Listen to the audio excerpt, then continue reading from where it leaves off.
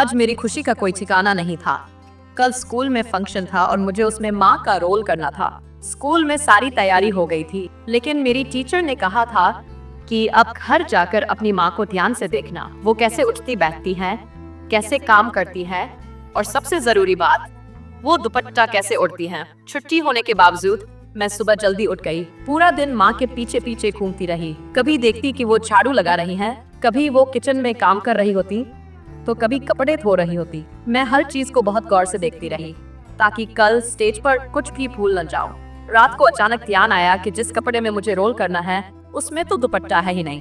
थोड़ी घबरा गई। मैं फौरन माँ के पास गई और बोली, माँ, मेरा दुपट्टा कहाँ है? माँ ने मुस्कुराकर मेरे सिर पर हाथ फेरा और प्यार से बोली, कोई बात नहीं बेटा, मेरा ये दुपट्टा ले लो, बिल्कुल मैच हो जाएगा। मैंने माँ को हैरानी से देखा। यही दुपट्टा? दिल एकदम बैठ गया, लेकिन मैंने कुछ कहा नहीं, बस धीरे से बोली, ठीक है माँ, मैं सोने जा रही हूँ। बिस्तर पर तो लेट गई, लेकिन नींद नहीं आ रही थी। आंखों के सामने पूरा दिन घूमने लगा। सुबह माँ ने यही दुपट्टा ओढ़कर किचन का रुख किया था। नाश्ता बनाते बनाते कई बार हाथ धोए और हर बार उसी दुपट्टे से पोंछे। बर्तन धोने के बाद भी हाथ उसी से साफ किए। छोटा भाई खेल कर आया, उसकी मिट्टी लगे हाथ भी माँ ने इसी दुपट्टे से पोंछ दिए। मेरी आंखें नम हो गई। माँ का ये दुपट्टा मैं कैसे पहनूं? इसमें तो माँ की मेहनत, ममता और प्यार की खुशबू है।